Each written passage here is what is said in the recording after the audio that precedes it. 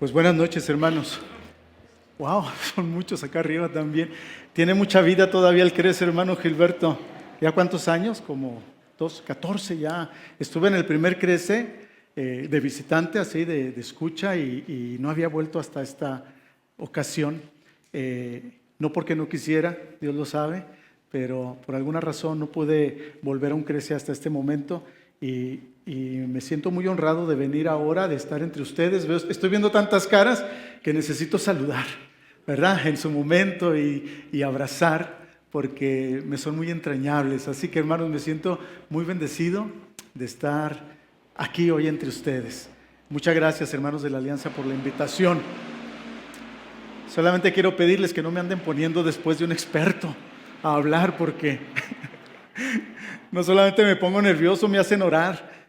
Y yo pensaba que con un capítulo diario de Maxwell era suficiente. Y nada, le tuve que hablar a mi esposa hace 15 minutos, por favor, ora mucho, ¿verdad? Porque la estoy viendo muy, muy difícil.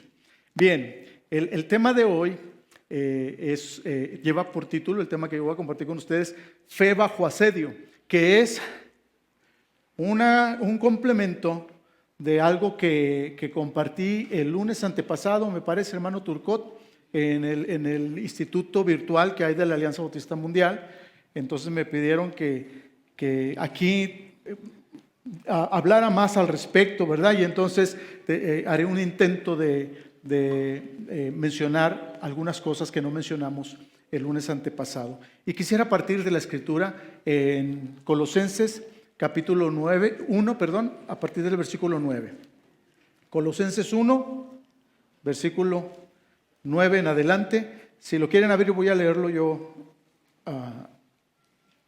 en voz alta. Dice así: por lo cual también nosotros, desde el día que lo oímos, no cesamos de orar por vosotros y de pedir que seáis llenos del conocimiento de su voluntad en toda sabiduría e inteligencia espiritual, para que andéis como es digno del Señor, agradándole en todo, llevando fruto en toda buena obra y creciendo en el conocimiento de Dios, fortalecidos con todo poder conforme a la potencia de su gloria, para toda paciencia y longanimidad, con gozo dando gracias al Padre que nos hizo aptos para participar de la herencia de los santos en luz, el cual nos ha librado de la potestad de las tinieblas y trasladado al reino de su amado Hijo, en quien tenemos redención por su sangre, el perdón de pecados. Estaré haciendo referencia a varios textos de la palabra en donde estaré fundamentando algunos conceptos que quiero compartir con ustedes. Pero quiero hablar de Wendy. ¿Saben todos quién es Wendy? No diga que no sabe. Es un personaje que se ha hecho muy célebre a partir de un reality show que se llamó, ustedes bien pensados, ¿verdad?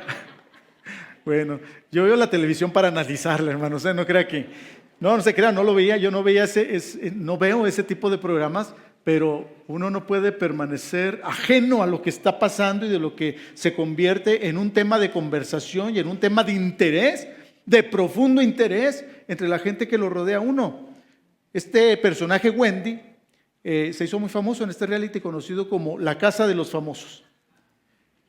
Y desde este momento ocupa un lugar muy preponderante, no solamente en los medios de comunicación, sino que también en las conversaciones de un gran segmento de personas en nuestro país, en México. Al parecer, porque yo no me he detenido a observarlo ni verlo, salvo cuando te aparecen así los comerciales y esas cosas, al parecer se trata de un individuo con una forma de ser muy llamativa, no solamente por su aspecto externo, sino por sus ideas con respecto a los temas que están de moda en la sociedad y en las nuevas generaciones. Y en el tiempo en que el reality estaba al aire, y todavía tiempo después, yo escuchaba en diversos ambientes cristianos, entre hermanos y amigos cristianos, escuchaba hablar de Wendy con admiración. Yo no digo que nos debe caer mal, No digo que nos debe caer mal, no digo que tú no tienes que ver tal programa de televisión, no voy a meterme en ese papel de decirte lo que debes ver y lo que no debes ver. Pero llegué a escuchar cristianos decir cosas como, es que ella, es de una forma, su forma de ser de ella, decían. ¿verdad? Es que lo que ella hace, es que viste lo que ella dijo. Y yo me aguantaba las ganas de decir algo hasta que tuve que intervenir, en un punto tuve que intervenir en una de esas charlas donde estaban mis hijas hablando sobre el asunto. Y solamente me detuve para señalar lo obvio, no quería dar un sermón. Soy enemigo de dar sermones en ciertos momentos, pero sí necesitaba decir algo. Y les dije, oigan, la persona a la que ustedes conocen como Wendy, no es ella, ¿eh? No es ella. Y entendieron, voltearon y dijeron, sí es cierto. Y me preocupaba tanto la atracción que Wendy causaba. Yo decía, es impresionante. Uno puede entender que de pronto en todos lugares podamos ver este tipo de situaciones, ya no escapan. Lo dijo el hermano hace ratito, el hermano Nájar, ya no escapan a ningún espacio.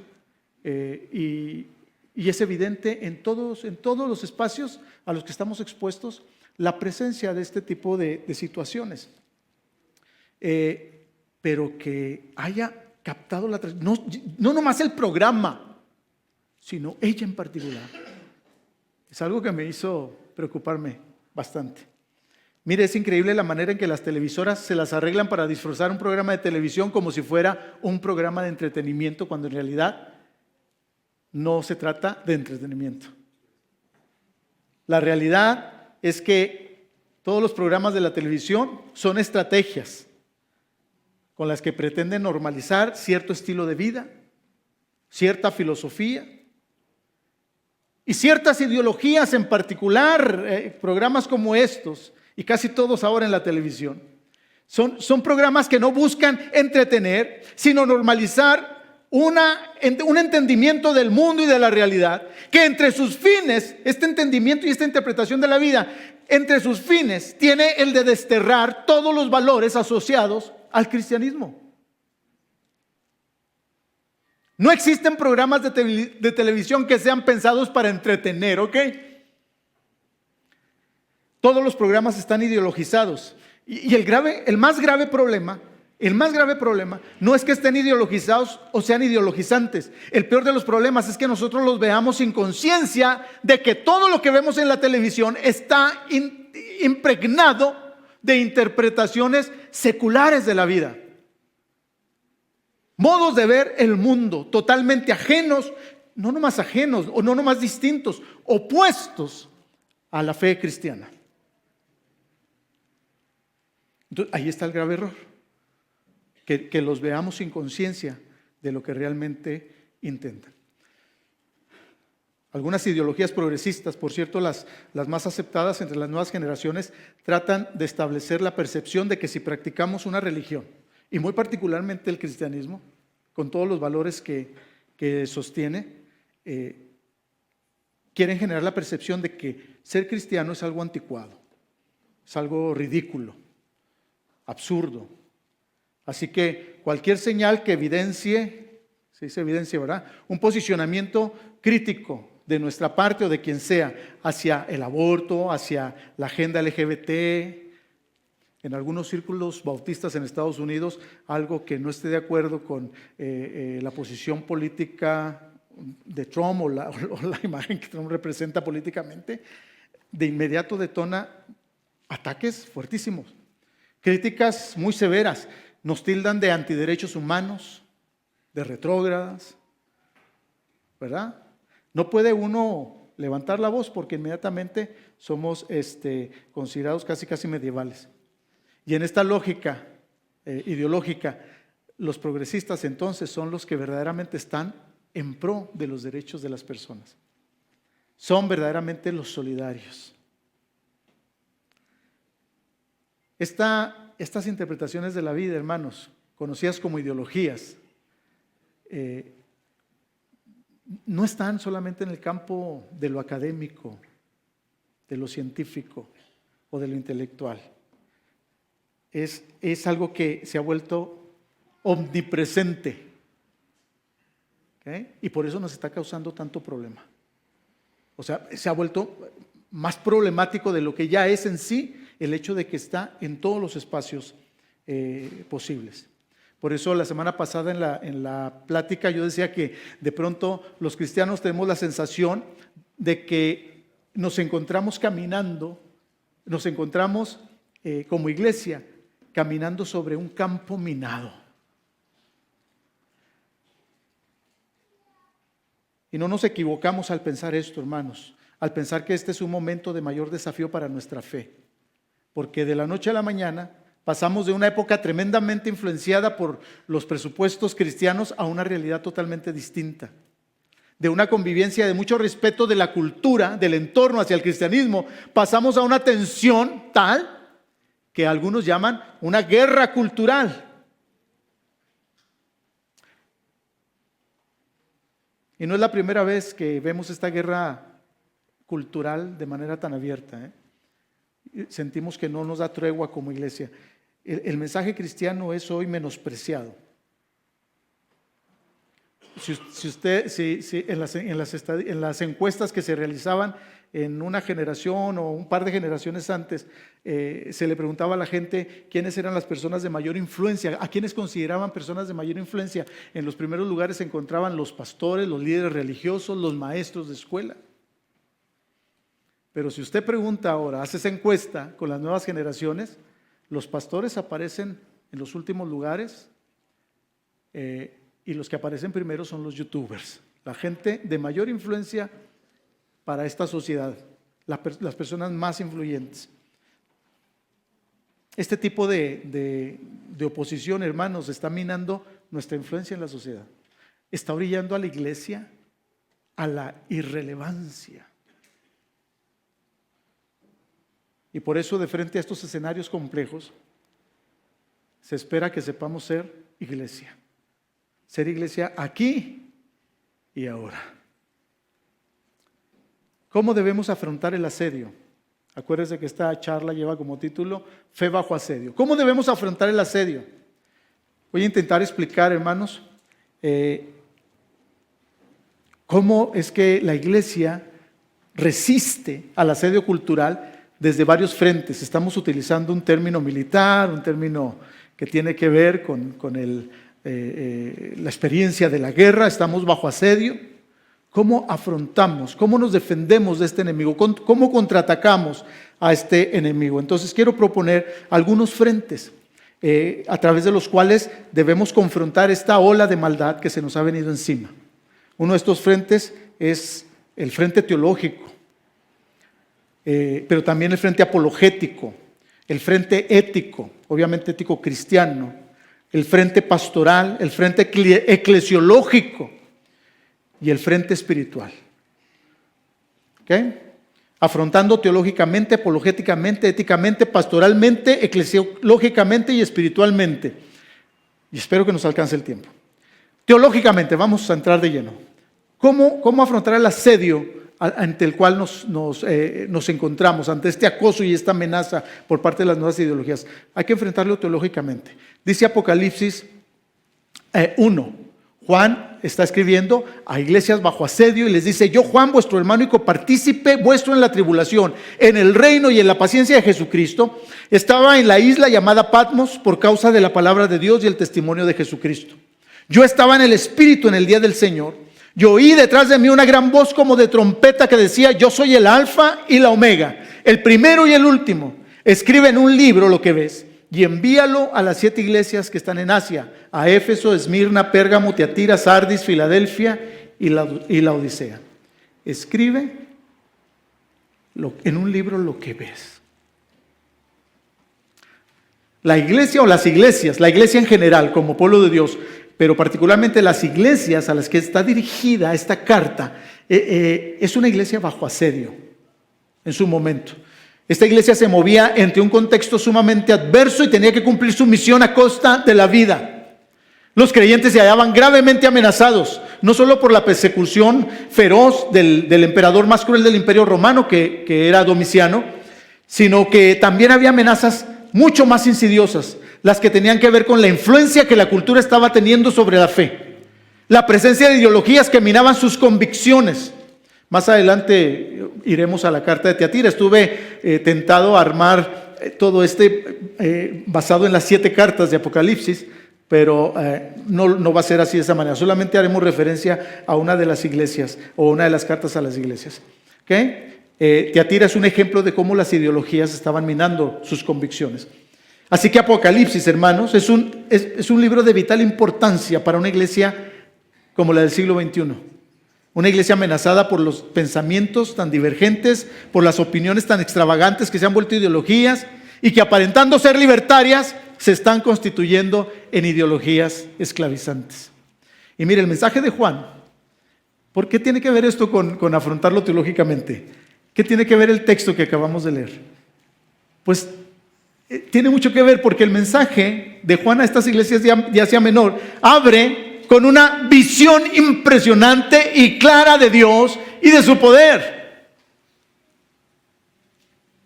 Porque justamente esta es la primer gran necesidad de una iglesia bajo asedio, una iglesia inmersa en pruebas y peligros. La necesidad de poder contemplar a Dios majestuoso y soberano por encima de todas las amenazas que tienen frente a ellos. Así que después de presentar a Dios soberano y majestuoso, va a pasar Juan a describir a Jesucristo como aquel que camina entre los 7 candeleros. Y las imágenes, voy a decir esto porque quiero utilizar esta frase y este concepto para desarrollar una idea. Las imágenes que hace Juan en las cartas va describiendo a ese Jesús, ese Hijo de Dios que camina entre los candeleros, va describiendo su mirada, lo que lleva en las manos, sus pies, todo este asunto dependiendo del contexto de cada iglesia. Estas imágenes son de una profundidad literaria impresionante. ¿Okay? ¿Y a dónde vamos con esto? Juan no era un teólogo sistemático, no era un académico de las Escrituras, pero tenía una intuición teológica impresionante que resultó vital para que las iglesias de su tiempo pudieran ver a Dios y entonces sentirse esperanzadas en medio de la adversidad. Esta teología que Juan ejercía era maravillosa, porque se traducía en verdades incuestionables, verdades seguras para caminar en ellas en medio de la tribulación. Así que el primer paso para una resistencia activa por parte de la iglesia frente a las ideologías es el reconocimiento de Dios, de su autoridad y de su señorío. Cuando hablo de hacer frente teológicamente a las ideologías, no estoy hablando de que armemos ideas o conceptos teológicos que podamos vertir hacia aquellos, sino que nosotros desde nuestra propia experiencia podamos armar, construir una teología bien hecha para nuestro tiempo. Frente a los embates de cualquier naturaleza, hermanos, tenemos que cuidar que nuestra atención no se desvíe de Dios. Porque luego parece ser que las ideologías son las que acaparan nuestro pensamiento. Y no estoy diciendo que debemos restarle importancia, no estoy diciendo eso. No estoy diciendo que no debemos hablar lo suficiente acerca de las ideologías. No estoy diciendo eso. Lo que tenemos que cuidar es que nuestra atención no esté en las ideologías como iglesia, sino en Dios.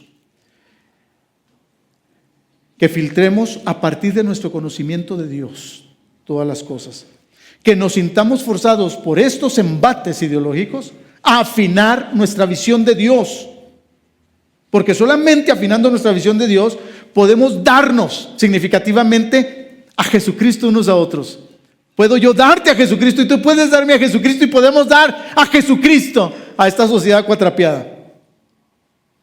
Así que se requiere mantener presentes nuestras convicciones bíblicas y evangélicas en contraste con las ideologías.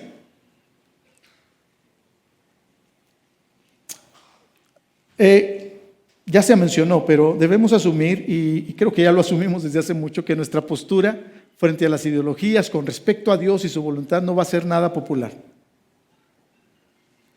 Pero apelar, hermanos, al sentido de moralidad y crítica, porque pareciera una tarea imposible lograr permear esta atmósfera totalmente secular con el mensaje del Evangelio.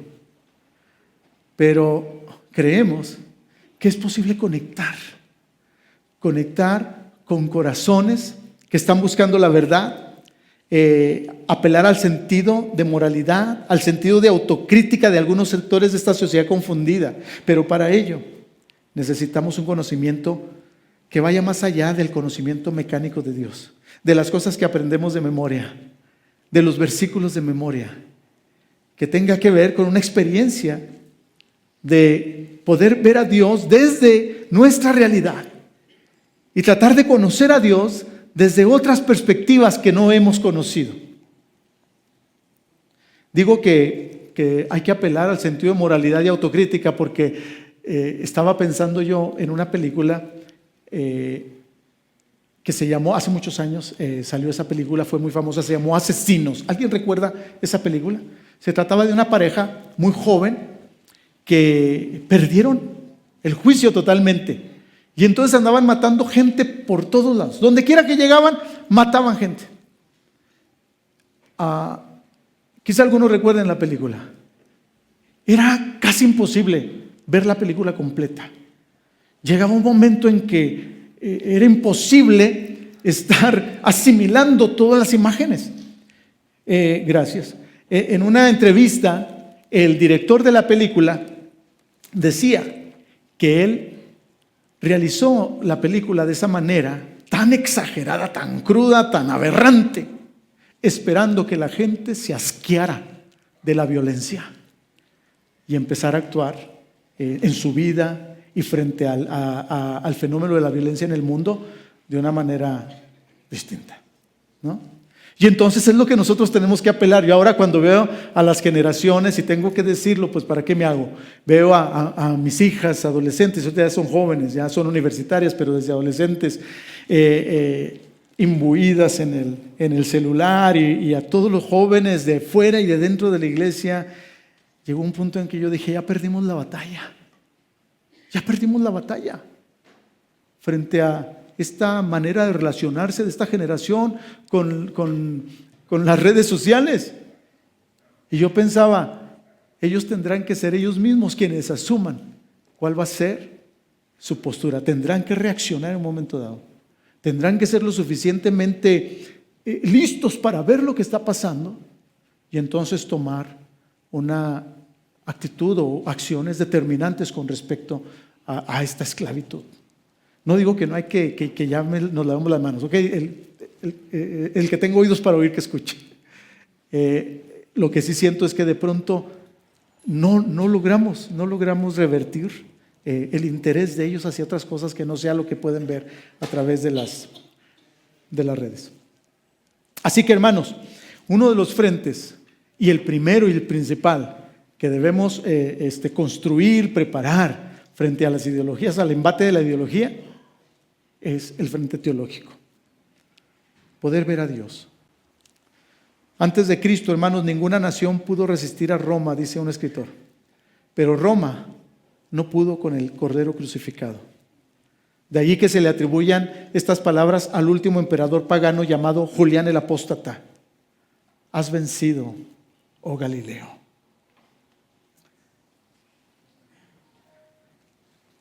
El segundo frente no es que vayan en orden y que tenga que ser en orden, tiene que ser algo simultáneo. Es el frente apologético.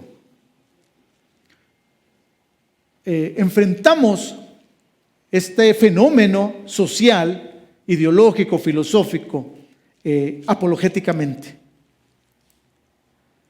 Dice Tito 1. Porque ahí hay aún muchos contumaces, habladores de vanidades y engañadores, mayormente los de la circuncisión. Estamos en Tito 1:10, ¿ok? Y en adelante. Porque aún hay muchos contumaces, habladores de vanidades y engañadores, mayormente los de la circuncisión, a los cuales es preciso tapar la boca, que trastornan casas enteras, enseñando por ganancia deshonesta lo que no conviene. Uno de ellos, su propio profeta, dijo: los cretenses, siempre mentirosos, malas bestias, glotones, ociosos. Este testimonio es verdadero, por tanto, repréndelos duramente para que sean sanos en la fe. Tito fue comisionado por Pablo a la isla de Creta para que consolidara la iglesia o las distintas congregaciones que componían la iglesia en Creta. Y en Creta la oposición hacia la fe cristiana era muy férrea. No solamente existía este tema de la persecución por parte del imperio, sino que también había una oposición ideológica y religiosa caracterizada por un estilo de vida totalmente degenerado. La cultura cretense llegó a ser de tan baja moral que el término cretense no solamente se usaba como un gentilicio, sino como un sinónimo de una vida moralmente degradada. Y lo dicen los versículos siguientes, ¿verdad? Sí lo recordamos eso. La religión de los cretenses se caracterizaba por el orgullo de que sus dioses eran unos de lo peor. Se creía, o ellos creían, mejor dicho, que Zeus había nacido en Creta. Y se sentían orgullosos de que este dios, el dios principal de los griegos, era un travieso, un inmoral. Se enorgullecían proclamando las inmoralidades del dios Zeus. Pues cómo no iba a haber una cultura y cómo no habría que distinguir entre todas las culturas con baja moral en el mundo a la de los cretenses, ¿no? Si el Dios en el que creían, al que adoraban y el que proclamaban era un Dios como este. La cosa es que esta clase de vida corrupta estaba contaminando a los líderes y a los pastores de la iglesia en Creta. Y por eso la carta de Tito está enfocada a formar líderes.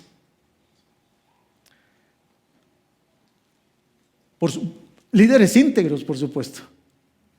Líderes y creyentes con un carácter acorde a la esperanza de la vida eterna, como empieza la carta. En congruencia a la vida eterna. En cada época, hermanos, de la vida, la iglesia tiene una tarea vital. La de mantener la tensión entre la fe cristiana y la cultura. Para mantener la tensión entre dos cosas hay que mantener una relación. ¿Ok? Hay que tenerlas cerca y tenerlas juntas. Para mantener la tensión. No se trataba de desaparecer a la una para que no existiera, porque entonces no hay manera de influenciar nada. Hay que vivir, hay que entender que debe haber tensión, porque en la tensión la iglesia crece, en la tensión la iglesia madura, y también la fe se establece, ¿no? Pero no siempre sabemos manejar esta tensión. Y por eso en algunos casos lo único que conseguimos es romper con la cultura. Lo que decía el hermano, más allá del sol, o cuál canto cantaba él, no sé, más allá del sol, más allá del sol, porque en esta vida no tengo riqueza, pero allá me espera la mansión. Y esas teologías evasivas, ¿no?, que sostenemos algunos, para no comprometernos con esta vida y con este mundo. Esta vida es sagrada. Esta vida es sagrada. Aquí en esta vida y en este mundo se cumple el proyecto de Dios. Y continúa en el cielo, pero aquí se cumple. Es cierto que Cristo le dijo ¿cómo se llama? El que estaba al lado en la cruz, al ladrón en la cruz. Le dijo, hoy estarás conmigo en el paraíso. Pues sí, ya estaba por morir. Pero tan solo esas palabras transformaron su realidad, su momento aquí en esta tierra. Los 3 años anteriores, Jesucristo caminó entre la gente de la tierra transformando su realidad, salvando en el sentido evangélico, ¿verdad? A las gentes, a las comunidades de su tiempo. Este posicionamiento que termina por romper contra la cultura es muy visible en algunos movimientos, los movimientos fundamentalistas, algunos movimientos muy conservadores. Estoy hablando de movimientos cristianos. Y cuando no somos capaces de analizar la cultura, de convivir con ella críticamente, y rompemos con ella, entonces no vamos a ser eficientes en la misión. No podremos cumplir nuestra misión de transformarla. Se pierde la posibilidad de un diálogo constructivo. Se pierde la posibilidad de la apertura a una influencia positiva de parte de la iglesia hacia la cultura. Así que tenemos que aceptar la cultura como algo en lo cual nos desenvolvemos. Cristo vino a esta tierra con una identidad cultural, con familia, hizo amigos, no se deslindó de la cultura. pero desde la cultura y entendiendo la cultura, llevó a cabo el plan maravilloso de transformación, de redención. Y ahí se inaugura todo el proyecto de Dios para el mundo. Así que además de apreciar la cultura, las cosas buenas que hay en la cultura, también debemos acercarnos a ella para percibir el aspecto pecaminoso que hay en la cultura, el aspecto demoníaco, porque al final de cuentas, toda cultura es parte de una humanidad caída y de una creación caída. Así que convertirnos al Evangelio no implica una ruptura con la cultura, implica una ruptura con un sistema de vida gobernado por el pecado. Pero esto no implica necesariamente una ruptura con la cultura en la que estamos inmersos. ¿Okay? Así que el fin de la apologética, una apologética para nuestros tiempos, tendrá que ser la salvación de las personas. Una apologética que convenza a los que están dudosos de las ideologías que han abrazado. Una apologética que desafíe a la gente de la sociedad, de la cultura, a probar, o mejor dicho, gustar la fe en Jesucristo. Que aquellos que no soportan la fe cristiana se sientan desafiados a probarla. Ese es el tipo de apologética que necesitamos. Que quieran saber más porque no la conocen muy bien, que digamos. Porque así como de pronto nosotros estamos atacando algo que no conocemos, ellos también están atacando algo que realmente no conocen. La versión del Evangelio de Dios es una versión muy distorsionada. Es la versión de algunos púlpitos, ¿verdad? La versión que se transmite desde algunos púlpitos. El Dios religioso, el Dios intolerante, el Dios condenador. Así que, hermanos, del compromiso de señalar con toda firmeza posible lo que es incorrecto a la luz de la voluntad de Dios, hemos de guardar nuestro corazón de actitudes contrarias al Evangelio. Y no me malinterpreten, la apologética tendrá que ser firme, pero si es una apologética evangélica cristiana, tendrá que ser respetuosa de las personas. Incisiva, pero de manera limpia. No puede ser una apologética realmente evangélica si no contrasta con las maneras vulgares y ofensivas de algunos promotores de las ideologías que intentan imponerse en nuestro tiempo. Es cierto que a Tito Pablo le exhorta a hablar duramente a los que se han extraviado, a los que han abrazado las ideologías de su entorno. La idea es que la corrección o el señalamiento del pecado debe ser absolutamente firme. Pero firmeza no es lo mismo que violencia. Podemos ceñirnos al pasaje que habla de los violentos que arrebatan el reino de Dios, pero el contexto no nos permite aplicarlo a este caso. Más bien pensaría yo en una imagen de Jesucristo, como una ilustración muy interesante de la firmeza que pone en evidencia, que revela la condición de las personas, sus actitudes, sus intenciones, pero que no lastima a las personas o el corazón de las personas. Cuando vemos a Jesús con un látigo en la mano, tirando las mesas de los cambistas, hay que tomar el látigo sin duda, pero era un látigo de cuerdas, no de cuero con cosas filosas al final, de metal, que hacían un daño tremendísimo. Pero el látigo nos habla de carácter, de firmeza y de una posición totalmente definida con respecto a las prácticas y a las conductas que se enseñaban. No quiero que piensen que soy tibio con respecto a la guerra cultural en la que estamos inevitablemente enfrascados. Yo sigo dando vueltas a estas cosas. Entiendo la magnitud de la maldad que opera detrás de las ideologías, hermanos. Pero tampoco se trata de ver quién grita más fuerte, o quién es más estridente, o quién sobaja peor al interlocutor. Todos hemos visto imágenes de grupos anti algo en algún momento. Hemos visto esas situaciones de grupos de personas opuestos frente a las cortes, especialmente frente a cortes en Estados Unidos o quizá en México, donde se está debatiendo acerca de ciertas ideologías progres, ¿no? Y de un lado de la valla está un grupo que defiende la ideología en cuestión. Del otro lado de la valla está un grupo completamente opuesto y en algunos casos cristianos evangélicos. Y cuando uno mira, si uno le bajara, si uno no leyera los cartelitos que traen en las manos, uno no sabría distinguir cuál es cuál. No sé si me explico. Porque lo que uno ve son actitudes, emociones desbordadas, ceños fruncidos, caras rojas, saliva saltando de la boca. Hasta que no ves los cartelitos, dices, estos son los que están en contra, estos son los que están a favor. Y uno de pronto tiene que pensar, esa debería ser una manera. ¿Con eso logramos algo? ¿Realmente con eso logramos comunicar el mensaje que urge ser comunicado a esta sociedad? No estoy diciendo que no seamos firmes. Estoy diciendo que seamos evangélicamente firmes. Es un asunto de congruencia y ese es el reto de la apologética para nosotros mismos. Cómo dirigir nuestra resistencia activa ante el mal de manera que nuestras convicciones sigan siendo profundas y firmes sin fracturar por una pasión rebasada nuestro amor por el prójimo.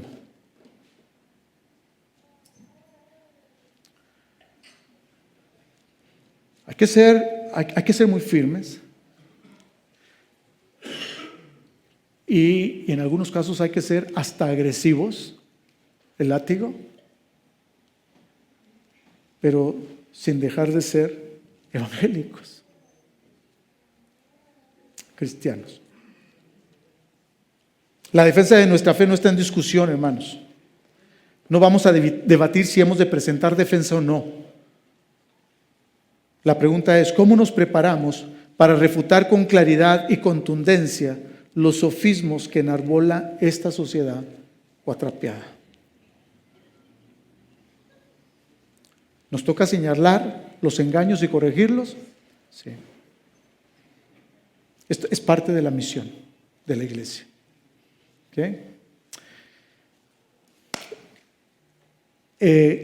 ¿Cómo afrontar éticamente? Voy a tratar de ir más rápido porque ya entiendo que se va el tiempo. Y algunos ya los vi cansados, hermanos. Yo sé que han hecho un esfuerzo muy grande. Aunque ahora cada vez es más fácil llegar de un lugar a otro, sigue siendo un esfuerzo muy grande. Por eso me asombra ver tantos hermanos de tantos lugares aquí hoy. Y esta convocatoria que tiene este evento. Pero los veo algunos cansados, discúlpenme. Voy a tratar de avanzar lo más ágilmente posible. Enfrentando éticamente los embates ideológicos, el asedio en el que nos encontramos. Dice Apocalipsis 2, la carta a Tiatira: yo conozco tus obras y amor y fe y servicio y paciencia, y que tus obras postreras son más que las primeras. Pero tengo unas pocas cosas contra ti, que toleras que esa mujer Jezabel, que se dice profetiza, enseña y seduzca a mis siervos a fornicar y a comer cosas sacrificadas a los ídolos. En el libro El triunfo del cristianismo, el autor apunta a que la razón por la que el cristianismo haya perdurado y se haya extendido tanto en el primer siglo, en un ambiente totalmente hostil a la fe cristiana, dice él, se debe al carácter único de los discípulos de Jesucristo. A pesar de que su fundador murió en una cruz y de que se trató de un movimiento que no se impuso en base al poder o violencia, la fuerza de este nuevo movimiento se encontraba en las vidas transformadas de los creyentes. Si usted le pregunta a un experto en religiones, ¿cuál ha sido la aportación más importante de los cristianos a la sociedad? Le van a responder en términos de ellos que el legado más importante es la ética protestante. Y Juan, junto al énfasis de señalar nosotros, hermanos, junto al énfasis de señalar los peligros de las nuevas ideologías, debemos complementar con una muy bien elaborada comprensión de los principios éticos que sustentan el caminar cristiano o evangélico. Elaborar una ética cristiana, hermanos, es un asunto artesanal, es un quehacer artesanal, demanda reflexión seria, autocrítica, diálogo, aperturas a otras perspectivas, procesar realmente y digerir propiamente los conceptos escuchados o que hemos escuchado de otros. Y hablo de ponentes cristianos. Procesar bien lo que otros dicen. No solamente estar repitiendo por repetir mecánicamente ideas o cosas que leemos. Como cuando escuchamos un sermón que evidentemente, o ya sabemos que no es de la persona que lo predicó, ¿no? Y luego lo predica sin digerirlo, sin procesarlo, y uno dice, no tiene ningún sentido, ningún poder, ¿no? Hay que procesar. No digo que no se pueda repetir algo que otros han dicho, pues lo único original en esta vida es el pecado, se dice, ¿no? El pecado original. No digo que no se pueda repetir, pero hay que procesarlo antes, hay que digerirlo. Y una vez masticadito, presentarlo de una manera relevante al contexto en el que nos toca a nosotros compartir. De hecho, la ética cristiana, hermanos, o la ética en general se caracteriza por ser un ejercicio reflexivo. ¿Okay? La ética es la reflexión que hacemos de la manera en que vivimos. Y hablando de ética cristiana, es la reflexión que hacemos de la manera en que vivimos a la luz del Evangelio y del ejemplo y de las enseñanzas de Jesucristo. Aquí está la gran diferencia entre moral y ética. ¿Okay? La moral es un ejercicio, es descriptiva. ¿Okay? La moral es descriptiva. La moral es lo que hacemos. Es decir sencillamente cómo somos, ¿no? Como cuando llega el niño, el hijo, a las 3 de la mañana, ¿no? Y los padres todos preocupados y ni siquiera contesta el teléfono y están que pues no pueden, ¿verdad? Con las ansias y todo. Llega el hijo, ¿verdad? Y después de la regañiza y todo, le dicen, en esta casa no se llega después de las 12. Digo, porque antes era a las 10 en nuestro tiempo, a las 9, pero ahora ya es más tarde. En esta casa no se llega después de las 12. Bueno, eso es moral, es lo que hacemos, es lo que hace esa familia. Pero la ética es otra cosa. La ética es la reflexión sobre lo que hacemos. Y llega el hijo y se sienta. Oye, ¿has pensado en todas las cosas que pueden pasar por andar a estas horas fuera de la casa? ¿Sí sabes cómo nos hemos sentido en este tiempo? ¿Estás consciente de los peligros que hay? Y entonces es cuando estamos haciendo ética, reflexionando sobre lo que hacemos. Todos tenemos moral. Todos. No hay personas sin moral. Algunos tienen moral muy baja. Pero todos tenemos una moral. Aquí el reto es más bien convertirnos en agentes éticos, dirían los técnicos, ¿verdad? de la filosofía y de la ética. Así que hacer ética realmente, volvernos reflexivos desde la palabra de Dios, desde el ejemplo de Jesucristo, desde sus enseñanzas con respecto a la manera en que actuamos y nos movemos. Porque, diría Juan Stam, la mejor apologética para este tiempo es una vida transformada. ¿Okay?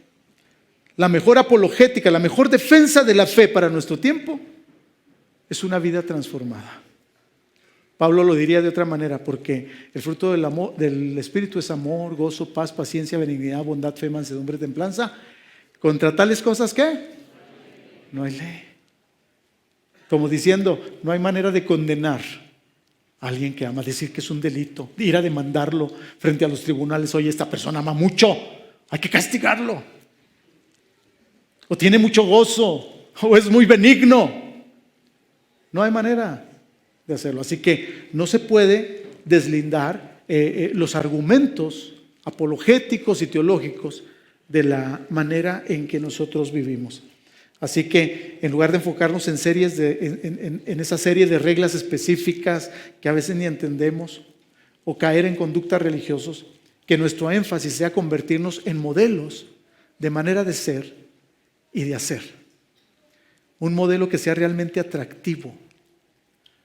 Así como la gente de muchos pueblos en el Antiguo Testamento que se sentían atraídos al monoteísmo, a la elevada moral de los judíos, porque observaban los preceptos de Yahvé, así como los gentiles inconversos en Hechos y en el Nuevo Testamento que se sentían atraídos por la conducta de los discípulos del primer siglo, que nuestra ética y moral resulte irresistible para quienes son sinceros, pero equivocados. ¿Ok? Desafiarlos a gustar la fe en Jesús. Otra más, ¿tenemos tiempo, hermano? ¿Cuánto tiempo me queda? Ya se acabó. ¿Ya les debo?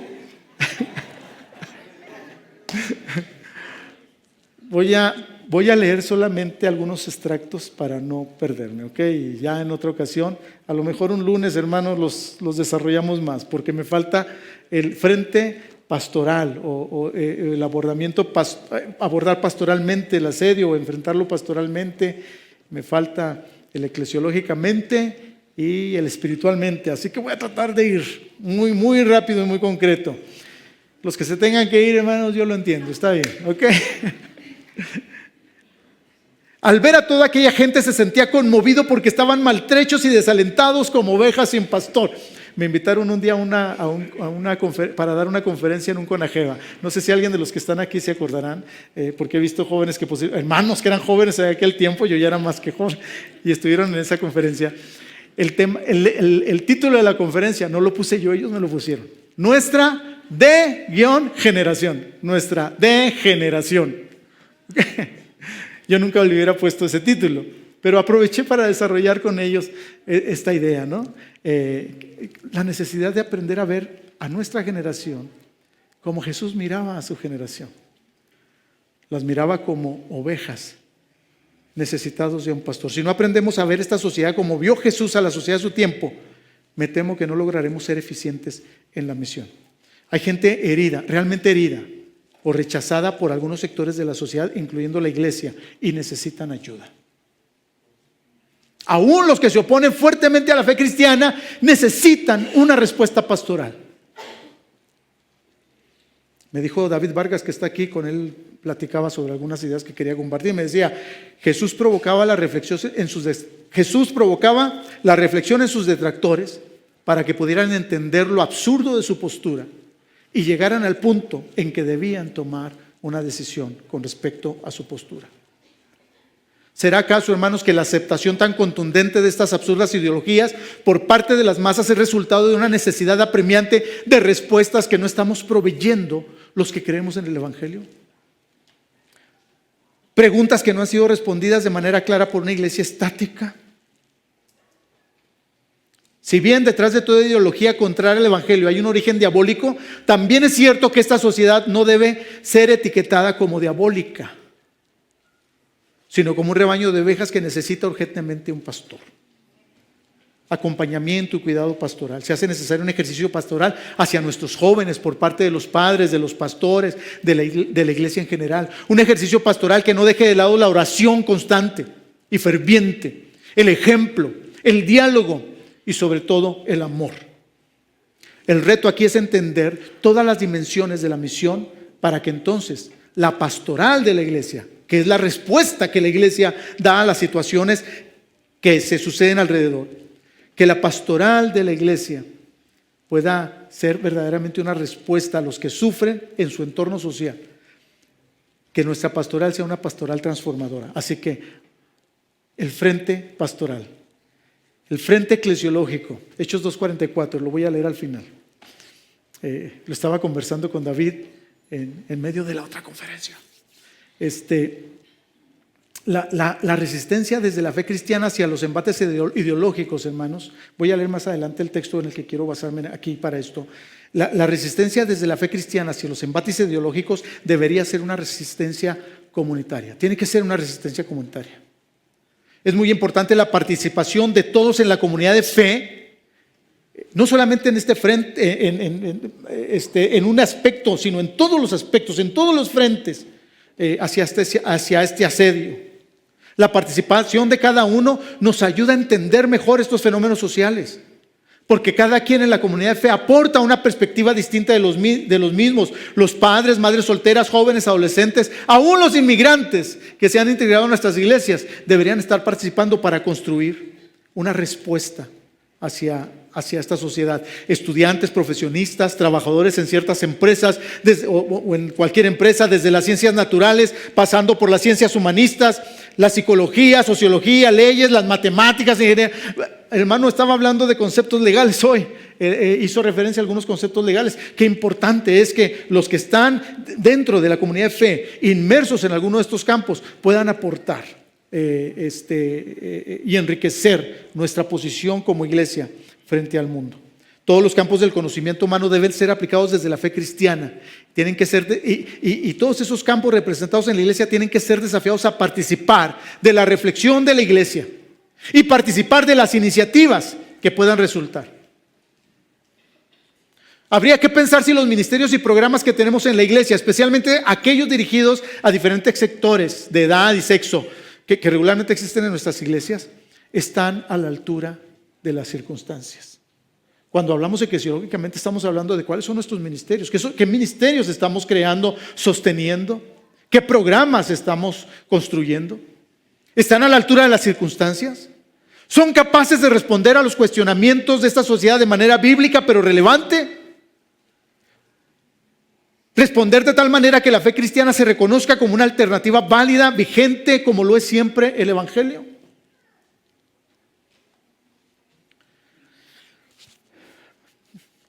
El primer siglo fue un tiempo caracterizado, hermanos, por las ideologías y filosofías extrañas a la fe. Era un mundo globalizado, con un idioma oficial, el gobierno centralizado, una moneda de referencia. Roma era el factor globalizador del primer siglo.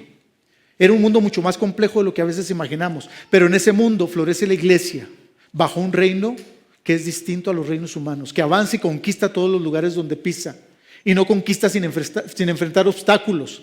Es una iglesia amenazada, bajo acoso, bajo peligro constante por parte del ejército más poderoso del planeta, pero también por la influencia de una cultura que impregna todo con sus actitudes y prácticas contrarias al mensaje que este pueblo nuevo proclama. Y me gusta pensar en Hechos 2:44 como una referencia vital para una respuesta eclesiológica hacia el embate de las ideologías. Hay muchos elementos muy importantes en el versículo 44, pero quiero centrarme en esto. Todos los que habían creído estaban juntos y tenían en común todas las cosas. Los primeros cristianos practicaban la coinonía no solo en el sentido de disfrutarse unos de otros, o para disfrutarse unos a otros como lo experimentamos nosotros tantas veces, pero estaban juntos sobre todo como un recurso para mantenerse firmes en la causa que habían abrazado.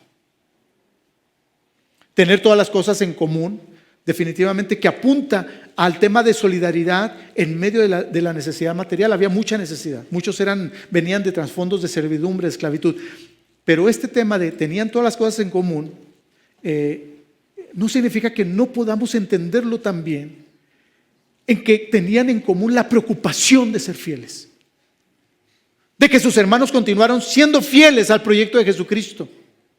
La iglesia opuso resistencia al feroz ataque contra ella porque velaban unos por otros, porque aprendían juntos, porque al partir el pan se renovaba el compromiso con el crucificado. Así que hacer un frente como comunidad de fe sin que nadie falte, velando unos por otros. Les iba a platicar una ilustración muy padre, ahí se las cuento en el internet. Espiritualmente, terminamos con el frente espiritual.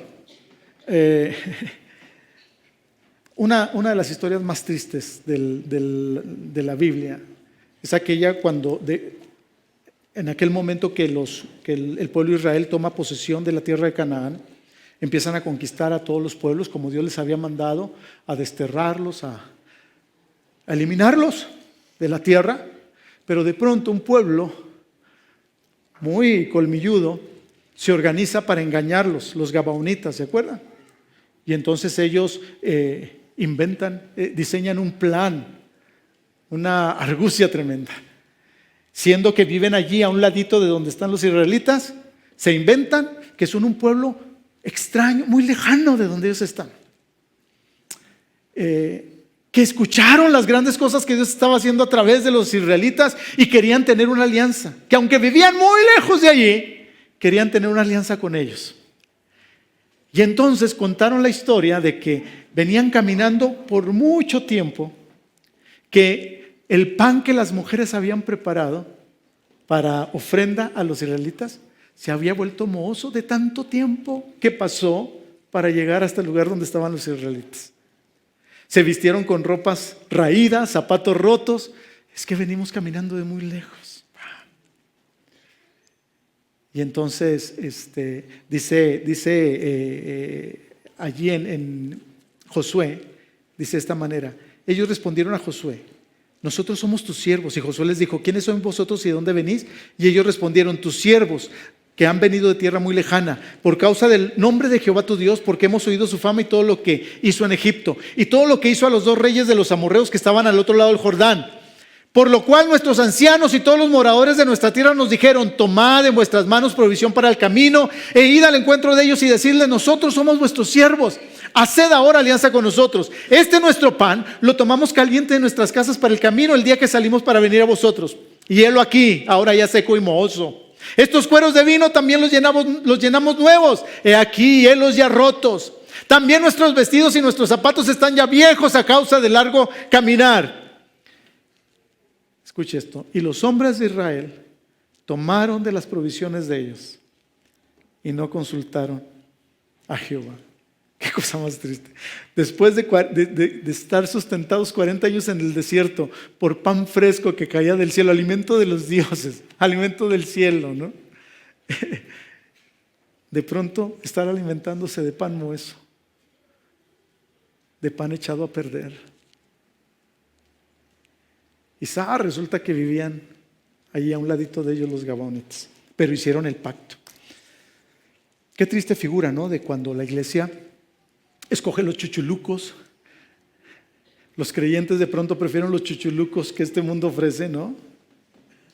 Al alimento espiritual, a la verdadera vida, a lo que realmente nutre.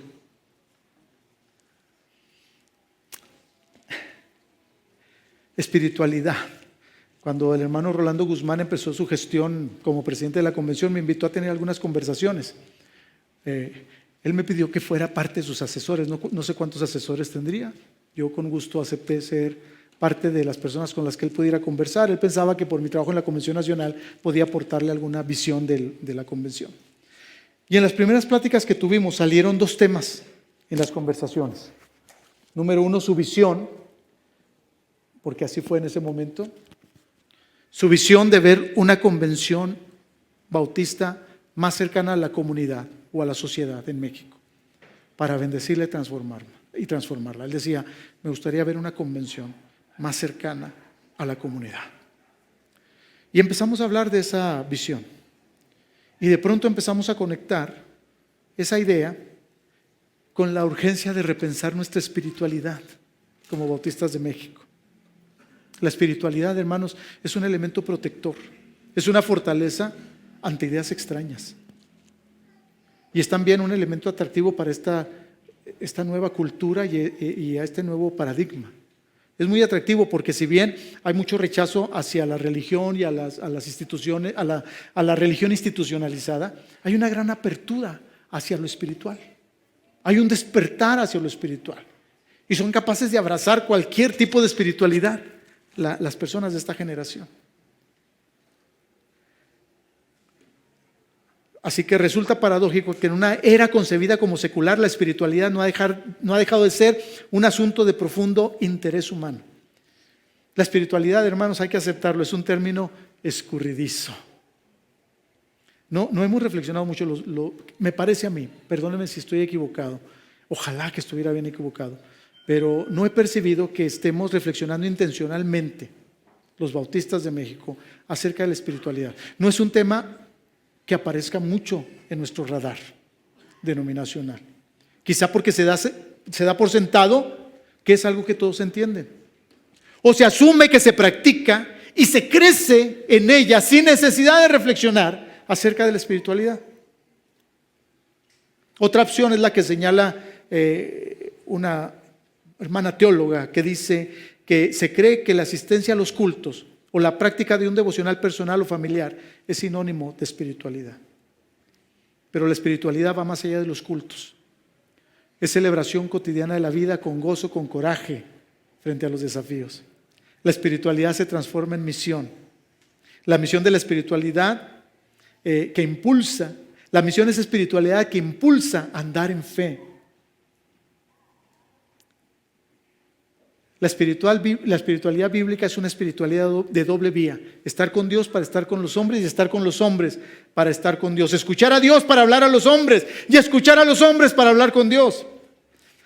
Digo yo, de una manera muy tajante, es una espiritualidad que adora a Dios con los ojos abiertos.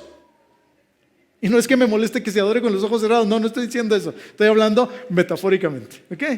Una espiritualidad con los ojos abiertos, es decir, una adoración que se da a Dios con conciencia del entorno y con conciencia del proyecto de Dios para esta creación. Y me voy a saltar a un corolario que quiero incluir aquí. El frente, es parte de este frente que le llamamos ¿cómo? Espiritual. El frente, es un corolario, la liturgia, enfrentando litúrgicamente esta situación. Se ha vuelto muy popular una teología en la iglesia cristiana en general que reduce a Dios a meros deseos humanos, a meros deseos egoístas. Estábamos un día en un culto bautista y estaban dirigiendo los jóvenes un canto que decía: soy libre, puedo danzar, soy libre, puedo danzar. Y estaba junto a mí un pastor, Oscar Ríos, no sé si te acuerdas de él, de Cuauhtémoc y de Chihuahua. Oscar Ríos, y voltea y me dice: ¿por qué no cantan? Soy libre, puedo diezmar. Porque hemos hecho un Dios a nuestra medida, a lo que nos hace sentir bien. La liturgia nutrida bíblicamente cantaría: soy libre, puedo servir. Soy libre, puedo amar. Soy libre, puedo perdonar. Soy libre, puedo hacer justicia. ¿Cómo configurar una espiritualidad para nuestra iglesia que esté compuesta por actitudes internas que son básicas, por un estilo peculiar de vida que refleje nuestra fe, nuestras virtudes y nuestro comportamiento? La alabanza en la iglesia, hermanos, es uno de los elementos. Bueno, es que el evangelio tiene elementos subversivos, definitivamente, y yo encuentro muchos de esos elementos en la alabanza. Me encantaron los cantos que cantamos hoy, ¿no? Dios es todopoderoso, Él está encima de todo. No me lo sé de memoria, pero recuerdo algunas frases que dije: wow, esto tiene que ver con lo que quiero decir, ¿no? La música en la iglesia debe ser un vehículo de formación, hermanos. Tiene que ver con el discipulado. Y cuando a través de la música compartimos el proyecto de Dios, realmente el reino de Dios y sus valores, la justicia, la compasión, la verdad, la congruencia, entonces estaremos formando cristianos, ¿verdad?, que entienden a Dios de otra manera. Gracias, hermanos. Perdonen que haya corrido tanto el tiempo. Les agradezco mucho que hayan aguantado tanto y que no se hayan ido los que no se han ido. Que Dios los bendiga a todos.